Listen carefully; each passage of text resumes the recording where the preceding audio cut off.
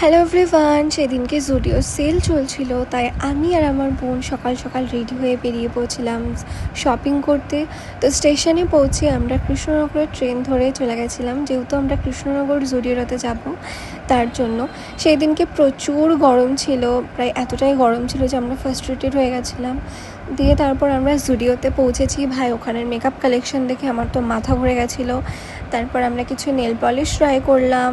দেন আমি আশেপাশে একটু এক্সপ্লোর করছিলাম যে কিছু নেওয়ার মতো আছে কি না। বেসিক্যালি সেদিনকে লাস্ট ডে সেল ছিল অ্যান্ড প্রচুর কিছু স্টক আউট হয়ে গেছিলো, তাই তেমন কিছু আমার পছন্দ হচ্ছিল না, বাট তাও আমি প্রচুর শপিং করেছি। ওখানে বিউটি প্রোডাক্টসের ওপর 49 to 99 সেল চলছিল অ্যান্ড তারপর আমি অনেক কিছু চেক করলাম যে নেওয়ার মতো আছে কি না। সব কিছু চেক করার পর পাশে আর একটা ছোটো মল আছে, আমরা ওখানে এক্সপ্লোর করলাম।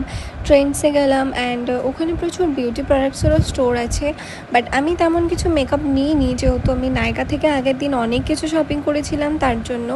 তো ওখান থেকে ঘোরাফেরার পর আমাদের প্রচুর খিদে পেয়ে গেছিলো। যেহেতু আমরা অনেক সকালে বেরিয়েছিলাম, তাই কিছু খেয়ে বেরোয়নি, তাই প্রচুর খিদে পেয়ে গেছিলো। জুডিওর সামনেই এই পাপড়ি চাটওয়ালাটা ছিল, তো ওখান থেকে পাপড়ি চাট খেয়ে দেন আমরা বাড়ি চলে এসেছি।